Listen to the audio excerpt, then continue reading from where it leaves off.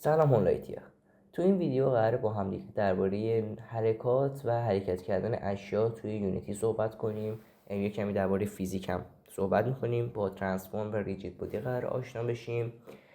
بدون فوت وقت بریم که شروع کنیم.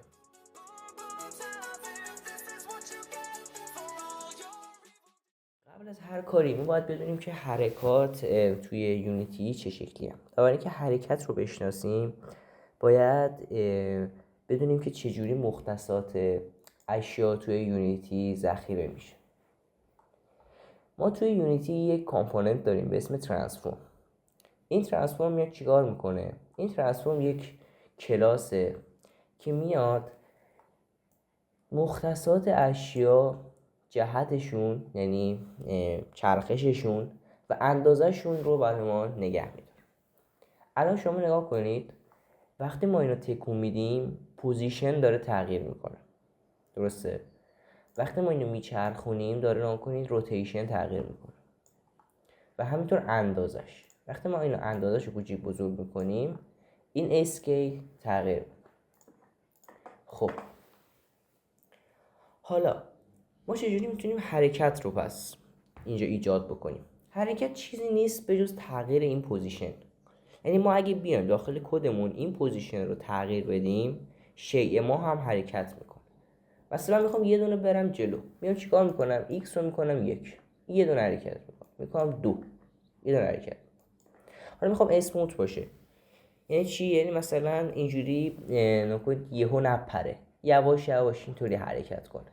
میام چیکار میکنم؟ میام خب اینو کم کم بزرگ میکنم، یواش یواش بزرگش میکنم، درسته؟ خب بریم تو کد. مثلا الان با هم یه حرکتی بزنیم، بیایم مثلا این رو از اینجا یه دونه ببریم به سمت راست. خب ببینیم چطوری میتونیم کار انجام بدیم. برای این کار نیاز یک کامپوننت ما یه شناختی از خود شیء که روشه داشته باشه. ما یه اسکریپتی داریم می‌نویسیم، این اسکریپت قراره کامپوننتی بشه و این هم اسکریپت ماست. این اسکریپت ما قراره کامپوننتی بشه. وقتی که ما اسکریپتمون رو میدیم به یه شیء، مثلا این مثلثمون به این شکل، الان ما این اسکریپت دادیم به اون شیء، درسته؟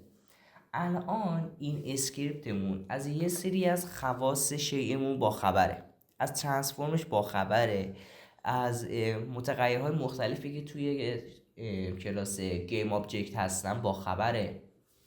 یعنی چی؟ یعنی نگاه کنید، من الان میام مثلا اینجا می نویسم توی متد مثلا استارت.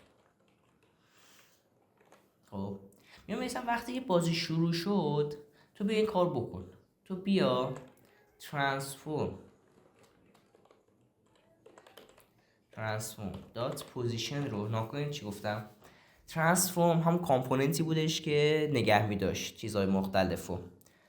پوزیشن دات پوزیشن یعنی چی؟ یعنی من این ترانسفورمر دارم، پوزیشنش رو میخوام ست کنم، میخوام یه چیزی بذارم.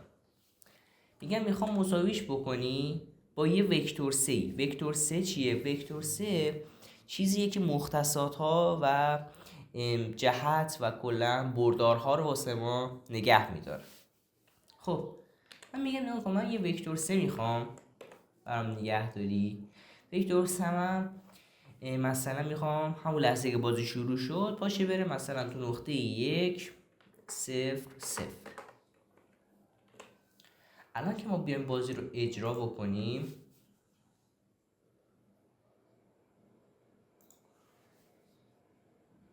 همون لحظه یه دونه میاد اینور، درسته؟ نگاه کنید، همون لحظه یه دونه به سمت راست حرکت میکنه. خب حالا میام چیکار میکنم؟ میخوام یواش یواش حرکت بکنه. میگم اوکی، حالا که میخوای یواش یواش حرکت بکنه یک حرکتی رو تو باید هر فریم انجام بدی. و اگه ما بخوایم یک حرکتی رو هر فریم انجام بدیم باید از متد آپدیت استفاده بکنیم. متد آپدیت هر فریمی که بازی اجرا میشه یه دور صدا میشه. الان من میام می‌نویسم void update. خب این متد و چیزایی که توشن هر یه دونه فریم اجرا میشن. خب من میام چی میگم؟ من میگم transform dot translate. translate چیه؟ translate یک تابع است که میاد یک بردار میگیره و بعدش اون شیء ما رو به اون بردار حرکت میده.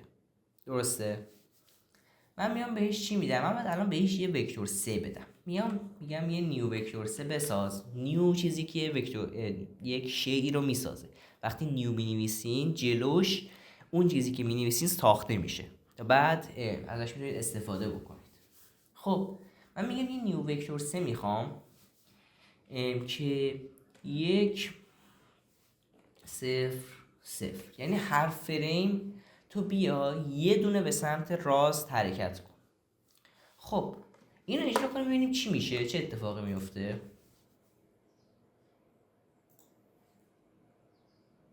دیدیم که یهو با سرعت خیلی زیادی حرکت کرد و اینجا دارید میبینید که یه دونه این داره زیاد میشه. ولی مشکل چیه؟ مشکل اینه که هر فریم داره اتفاق میفته و اینکه هر فریم داره اتفاق میفته باعث میشه سرعتش خیلی بالا بره.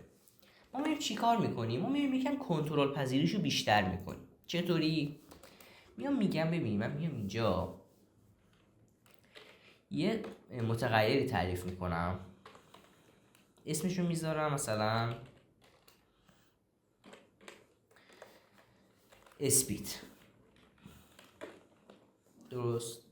میگم تو اومدی اینجا یه وکتور 3 ساختی، این وکتور 3 رو بکن توی این پرانتز، بعد بیا اینو ضرب داره تایم دات دلتا تایم کن، بعد اینو ضرب داره اسپیده کن. الان چی میشه؟ این تایم دات دلتا تایم اول ببینیم چیه. تایم دات دلتا تایم میاد فاصله زمانی بین هر دوتا فریم رو به ما میده. و حالا ما داشتیم چیکار میکردیم؟ ما داشتیم یه کدی رو هر فریم اجرا میکردیم و وقتی میایم اینو ضرب در فاصله زمانی بین هر دوتا فریم میکنیم، اتفاقی که میفته اینه که تأثیر فاصله فریم ها رو تو سرعت ما از بین میبره. مثلا شما نگاه کنید، ما داریم هر فریم یه دونه حرکت میکنیم و فاصله هر فریم هم مثلا 1 ثانیه است. درسته؟ اینطوری ما هر 1 ثانیه یه دونه حرکت میکنیم و حالا فکر کنید که داریم هر ثانیه 2 تا فریم اجرا میکنیم و فاصله اون وقت میشه نیم. حالا اینطور تو هم ضرب کنید، دوباره هر ثانیه یه دونه حرکت میکنیم. درسته؟ تا اینجا کار داشته باشیم. بعد داریم ضرب در اسپیدش میکنیم. بریم جلوتر. خب الان ما میتونیم اسپیدش رو تعیین بکنیم. من میگم مثلا میخوام با سرعت یه دونه حرکت کنه. حالا یه دونه خیلی کمه، مثلا میگم با 2 تا حرکت بکنه. نکنید خیلی روون داره به سمت راست حرکت میکنه تا سبا که از صفحه خارج بشه. خب حالا مثلا شما میتونید این وکتور 3 رو مثلا ایگرگش هم تعیین کنید. مثلا میگه ایگرگش هم 2 باشه. الان به سمت راست بالا حرکت میکنه.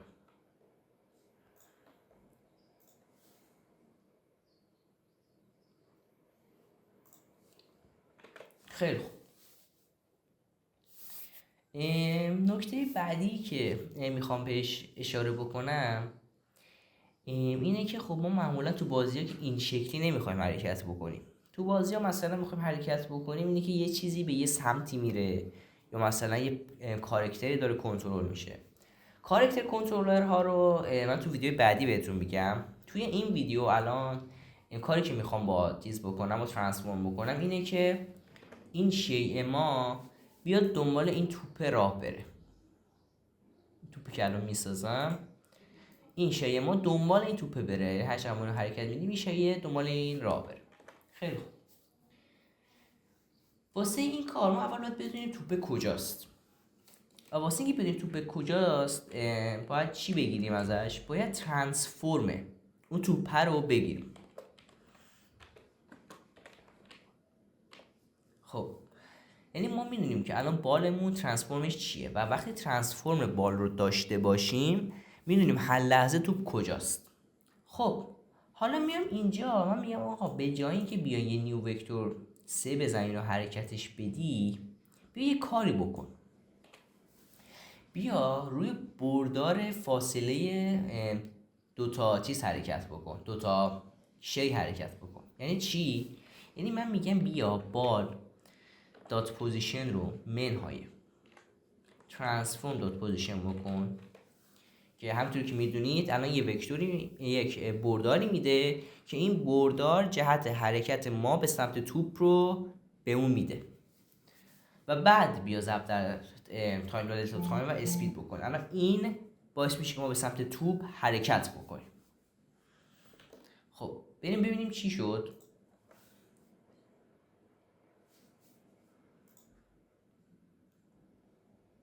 الان هیچ اتفاقی نمیفته. چرا؟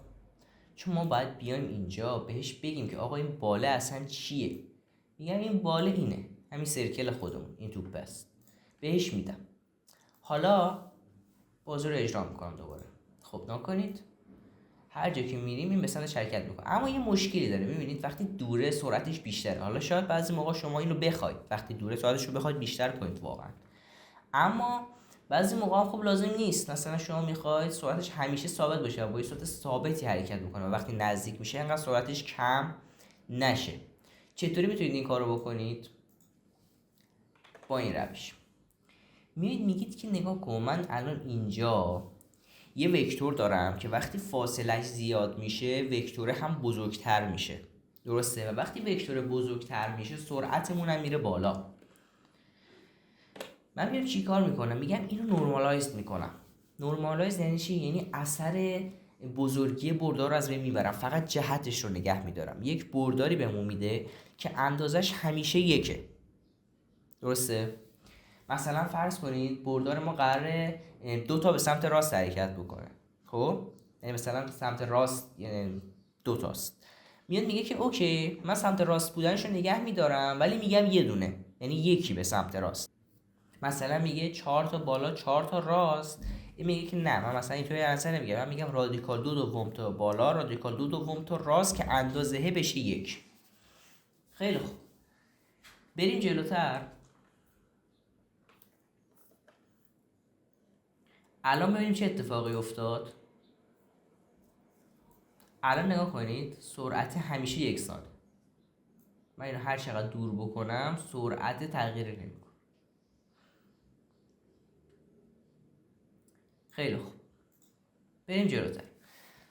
حالا کاری که میخوایم بکنیم اینه که وقتی که داره به سمت توپ حرکت میکنه این کلش به سمت توپ باشه، درسته؟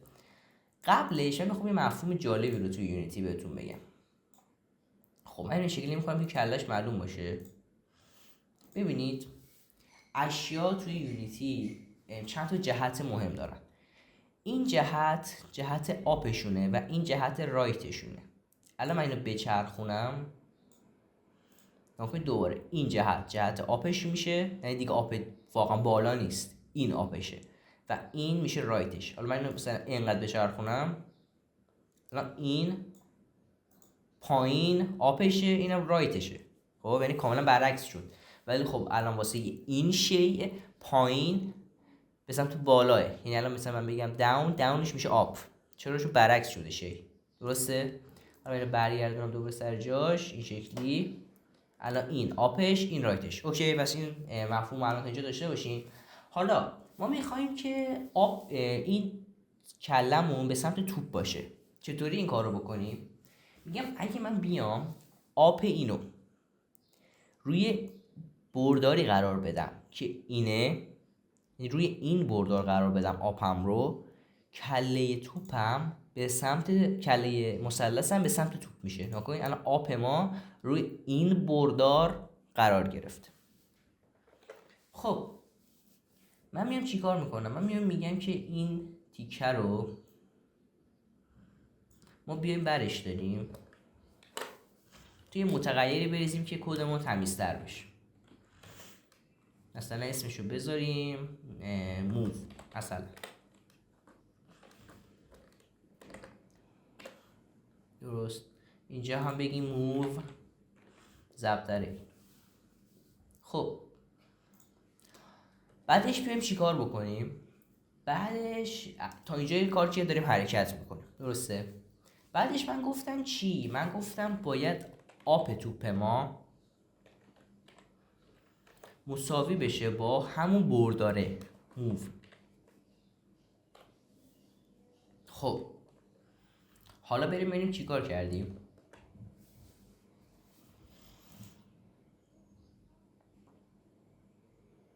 خب حالا نگاه کنید، حرکتش عجیب شده، حرکتش دیگه چیزی نیست که ما میخواستیم.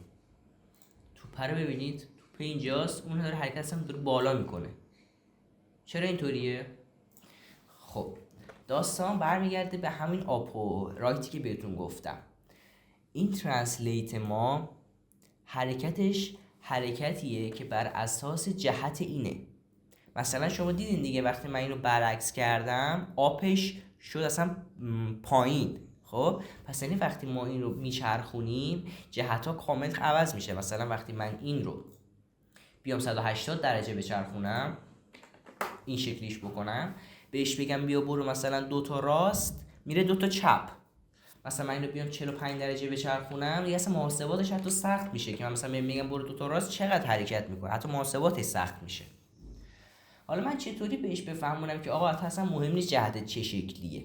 وقتی من میگم برو 2 تا راست، با جهت خودت کار نداشته باش، جهت دنیا رو در نظر بگیر، برو 2 تا راست. میام چیکار میکنم؟ میام توی این ترنسلیت یه ورودی دیگه بهش میدم و اون ورودیه یک چیز میگیره، اسپیس از ما میگیره. اسپیس چی میگیم؟ اسپیس سلف، یعنی تو جهت خودت رو نگاه کن حرکت کن، یا دنیا رو نگاه کن و حرکت کن. من میگم ببین تو خودت رو نگاه کن حرکت کن، چون قراره بچرخی قراره خراب شی. میگم بیا ورد رو نگاه کن. خب الان میگم اوکی با دید جهان حرکت بکن. خب میگه اوکی من با دید جهان حرکت میکنم و الان همه چی درست میشه، چون دیگه دیدش به سمت جهانه، دیگه اصلا جهت خودش براش اهمیتی نداره و به سمت توپ حرکت میکنه دیگه. الان هر وری که باشه، هر شکلی که باشه، به سمت توپ میچرخه و حرکت میکنه. الان نگاه بکنید آپش همیشه به سمت توپ میشه و بعد به سمتش حرکت میکنه. خیلی خوب. الان چون رسید بهش، هی مثلا یکم اینورتر و چپ و راست که بشه، آپش تغییر میکنه توی اون نقطه. خیلی خوب، تا الان خیلی خوب پیش اومدیم، مباحث زیادی رو با هم کار کردیم. بریم جلوتر، بریم بیشتر کار کنیم. خب حالا من میخوام اینو برخورد هم بکنم، مثلا خورد بهش دیگه جلوتر حرکت نکنه. واسه برخورد ما چی نیاز داریم؟ ما کولایدر نیاز داریم. میام یه کولایدر براش تعریف میکنم، سرکل کولایدر. واسه این هم یک پولیگون کولایدر تعریف میکنم. اینا چی هن؟ این کولایدرهای مختلفی هن که باعث میشه که حرکت اشیا طوری بشه که بتونن به هم برخورد بکنن. الان نگاه کنید، ما این سرکلر بیارم، نگاه کنید یک چیز سبزی دور این اینجا ایجاد شده که این چیز سبز قابلیت برخورد به اشیامون میده. الان این پولیگون شما ببینید یک چیز سبزی دورشه اینهاش. این چیز سبز چیزی که محدوده برخورد اشیا رو به ما نشون میده. خب الان من اجرا کنم ببین اصلا اینا واقعا آیا برخورد میکنن به هم توی این وضعیت؟ میبینیم که نه، برخوردی ندارن. داستان چیه؟ چرا برخورد نداشتن؟ ببینید برخورد یک مفهوم فیزیکیه. وقتی بازی ما اصلا فیزیکی نداره چجوری میخواد برخوردی صورت بگیره؟ ما داریم به صورت جادویی اشیامون الان حرکت میدیم بدون که اصلا فیزیکی رعایت بشه، بدون که هیچ کاری بکنیم، داریم فقط بهش میگیم حرکت کن. وقتی فقط بهش میگیم حرکت کنیم، بنده خدا از کجا بدونه که مثلا فیزیکی داره و باید برخوردی صورت بگیره؟ اینجاست که مفهوم ریجید بادی وارد میشه. ریجید بادی چیزی که میاد به اشیاء ما فیزیک میده. من الان میام مثلا به این یک ریجید بادی میدم، ریجید بادی دو بادی البته، چون الان بازیمون دو بادی. ریجید بادی میاد و این فیزیک رو به این جسم اعمال میکنه. مثلا نوکو میتونه جرم داشته باشه، میتونه استکاک داشته باشه، میتونه جاذبه داشته باشه. الان مثلا جاذبه رو جاذبهش 1. خب من میام این اسکریپتی که بهش دادم خاموش بکنم، الان با جاذبه یکش اینو میفته، بخاطر که جاذبه داره. درسته؟ الان من بیام مثلا یه 2D آبجکت بذارم، مثلا یک یا هر چی. خب حالا بیام به این من یه کلایدر بدم. خب الان من یه کلایدر میدم، مثلا سطحمونه. الان من اینو پلی کنم، این فیزیک داره، پس چون فیزیک داره برخورد میکنه و برخوردش دقیقاً شکل واقعیت رو داره. چون ما الان داخل بازیمون فیزیک رو اعمال کردیم، داخل این شیءمون فیزیک اعمال شده، پس این شیء الان میتونه حرکت بکنه. و الان نگاه کنید، این حرکت دادن من دقیقاً همون حرکت دادن جادوییه که توی کد انجام دادم. دارم فقط ترانسفورم رو تغییر میدم بدون هیچ چیز دیگه ای. پس وقتی من این کار میکنم، این شکلی اینو بالا پایین میکنم، به صورت جادویی داره حرکت میکنه و حتی میتونه از اشیا بگذره. درسته؟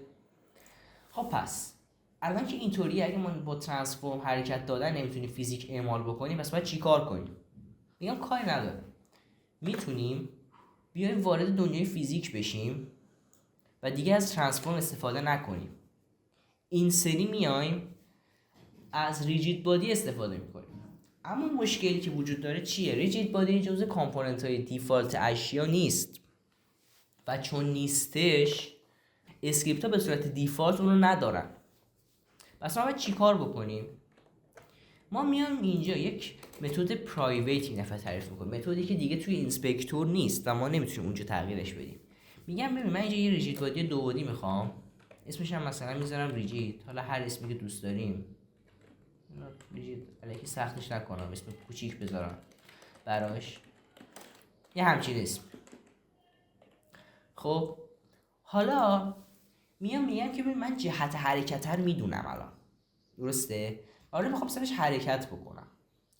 میگم حالا بیام به جایی که بگم پاشو برو حرکت کن، تو دنیای فیزیک بهش سرعت میدیم. یعنی میگم ببین جهت سرعتت اینه، درسته؟ ببینیم چیکار میکنیم. میگم ریجیدت دات velocity، که البته این توی یونیتی جدید شده لینیر velocity، مساوی میشه با move، همون جهتی که بهش دادیم نورمالایزش هم کردیم، ضرب در اسپید. درسته؟ بریم به سمت جلو، ببینیم الان چه اتفاقی افتاد. خب الان ما جاذبه داریم و یک مشکلی که اصلا این اعمال نمیشه. چرا؟ من اومدم اینجا بهش یه پرایوت ریجید بادی دادم، اصلا بهش نگفتم ریجید بادی برای کیه، اصلا چیه، واسه کجا گذاشتیم اونو. چطوری میتونم اینو درست بکنم؟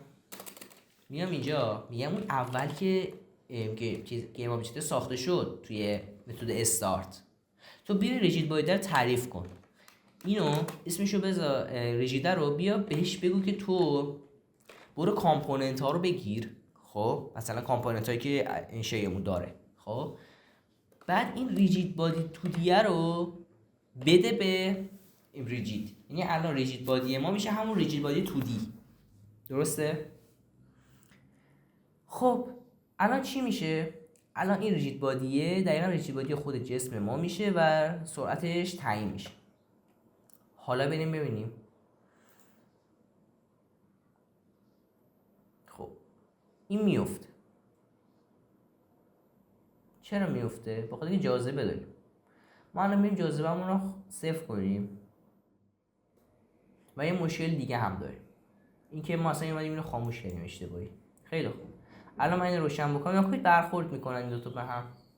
حالا به غیر برخورد من اینجا یکم جاذبه هم گفتم، بخاطر اینکه جاذبه داشتیم مشکل داشتیم، الان من بدم یکم این جاذبه هم روش تاثیر داره میذاره. نگاه بکنید، الان من این دایره رو تکون بدم، این داره حرکت میکنه، اصلا میتونم بزنم بهش، بچرخونمش، حرکات اینطوری بهش اعمال بکنم. میبینید کاملا داره به صورت فیزیکی عمل میکنه دیگه. الان اینا بزنم بهش میچرخ، میبینید؟ خیلی خوب، پس ما تونستیم الان برخورد رو هم تعیین بکنیم. میگم خب اوکی، الان برخورد رو تعیین کردی ولی باز مشکل داریم. مشکل مثلا ما قرار بود کلمون همیشه به سمت ش باشه دیگه. میگم آره مشکلی نیست، من الان میام جهت چرخشم رو همون شکلی که دفعه قبلی تعیین کرده بودم تعریف میکنم. این دفعه مشکلی بر ما نمیسازه. میگم اوکی بیا آب رو همون موو بکن و تمام. و الان همه چی درسته.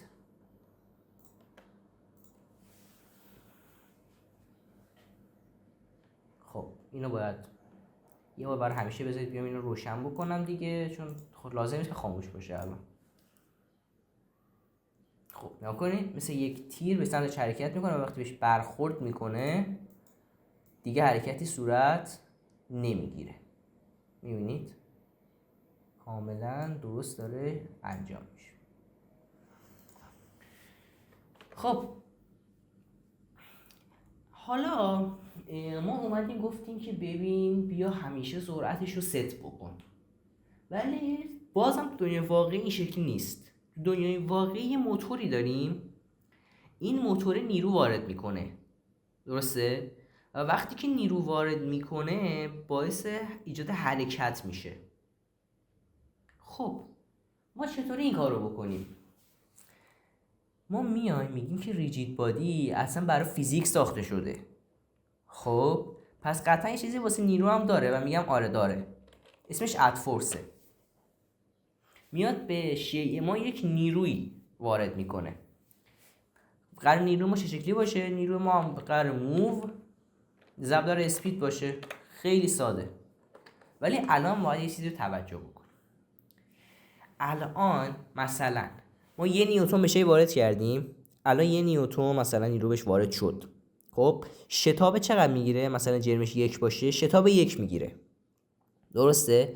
پس یعنی الان هر ثانیه سرعت ما یه دونه زیاد میشه.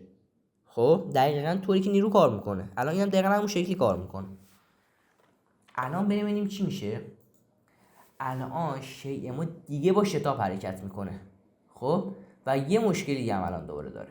مشکل اگه فکر کنم باید بتونید حدس بزنید خودتون. مشکلی که الان داره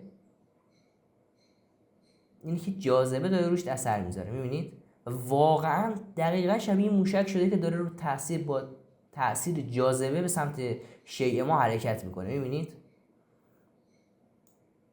واقعا داره خیلی قشنگتر عمل میکنه. الان قشنگ جاذبه روش دخیله و داره خیلی خوشگل مثل یه موشکی که میخواد به این سمت حرکت کنه حرکت میکنه. حالا من جاذبه رو بیام کمتر بکنم چون جاذبه داره روش تاثیر میذاره، یا مثلا جاذبه رو کمتر بکنیم یا بیام سرعتش رو بیشتر بکنیم که این تاثیرگذارتر حرکت بکنه.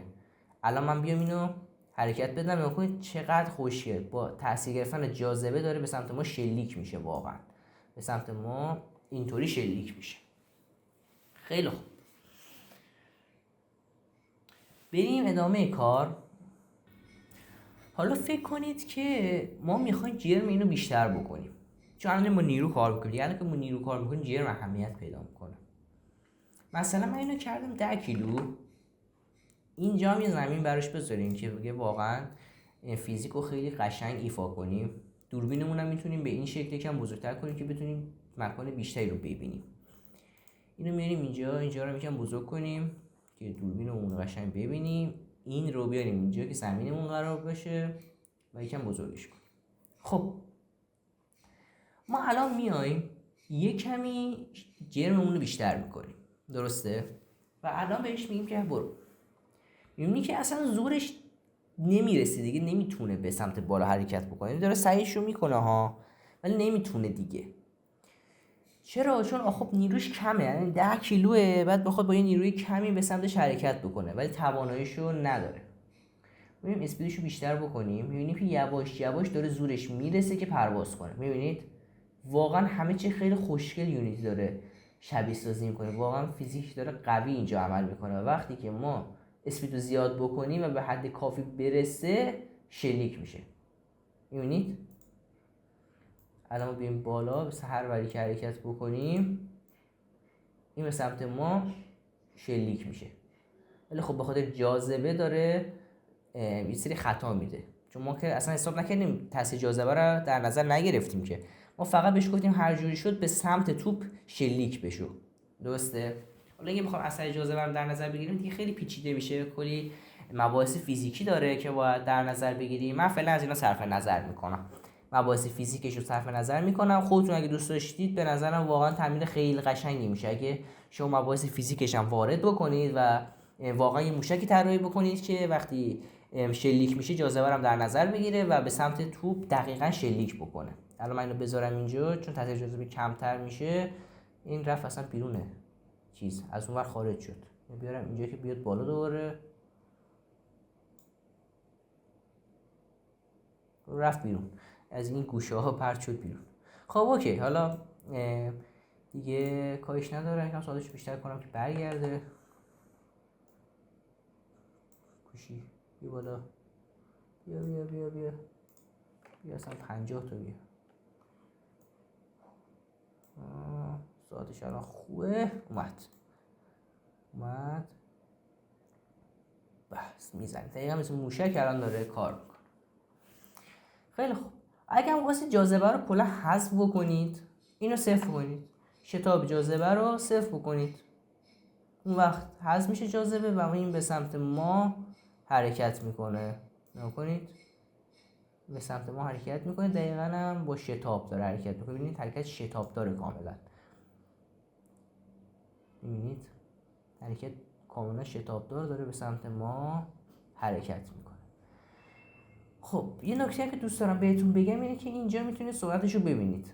نگاه کنید این سرعتشه، داره به صورت شتاب داره، سرعت داره کم و زیاد میشه. خیلی خوب،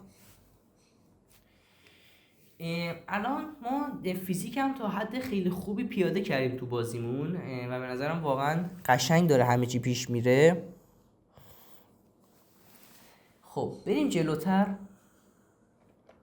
ببینیم دیگه چه مباحثی رو میتونیم توی این ویدیو کاور بکنیم. این نکته دیگه که فقط میخوام بهش اشاره بکنم و بعد ویدیو رو تمام بکنم اینه که نگاه کنید هر کدوم از کامپوننت ها اینجا کلی متغیر دارن، درسته؟ و این متغیرها تو کد کاملا قابل تنظیمن. یعنی مثلا شما میخوای اینجا چیز رو تعیین بکنی، استقاق رو تعیین بکنی، بیا مثلا اینجا بنویس همون ریجید، بعد اینجا بنویس درگ و اینا بسته به چیزی که میخوای تغییر بده.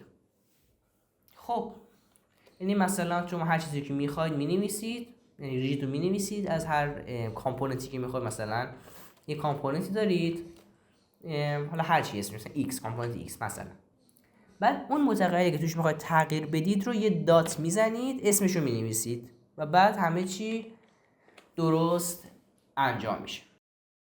خب به نظر این ویدیو خیلی ویدیو مفیدی بود. با هم دیگه مباحث فیزیک و حرکت رو توی یونیتی مقدماتش رو یاد گرفتیم. تو ویدیوی بعدی من میخوام وارد شی‌گرایی بشم، چون خیلی لازمه که ما الان شی‌گرایی رو دیگه بلد باشیم. ما الان میدونیم که این کامپوننت ها هر کدوم کلاس ها و اشیایی هن، ولی اصلا نمیدونیم کلاس ها شی چی هن. من باید تو ویدیو بعدی این مبحث رو بهتون آموزش بدم و وقتی که کلاس و شی‌گرایی رو یاد بگیریم تازه میفهمیم که وقتی من بهتون میگم هر چیزی رو که میخواید بنویسید و یه دات بزنید اسم متغیر رو بنویسید اصلا یعنی چی. و تمام اینا که اینجا نوشته شده، این دو نقطه‌ای که اینجا هستش و گفته از مونو بیهیویر داره ارث بری میکنه، واقعا معنیش چیه. و وقتی تمام این معانی رو بفهمیم و اینکه بفهمیم اصلا چطوری این میدونه که ترانسفورم اصلا چیه، چطوری اصلا اول میدونه که ترانسفورمش کجاست، ما تمام مفاهیم رو توی جلسه شی‌گرایی که ویدیو بعدیه با هم دیگه یاد میگیریم. پس واقعا بهتون پیشنهاد میکنم که ویدیو بعدی رو ببینید، چون احتمالاً مهمترین ویدیوی کل این دوره باشه. ممنون که تا اینجا ویدیو رو نگاه کردین. لایک و سابسکرایب فراموشتون نشه و خدا نگهدار.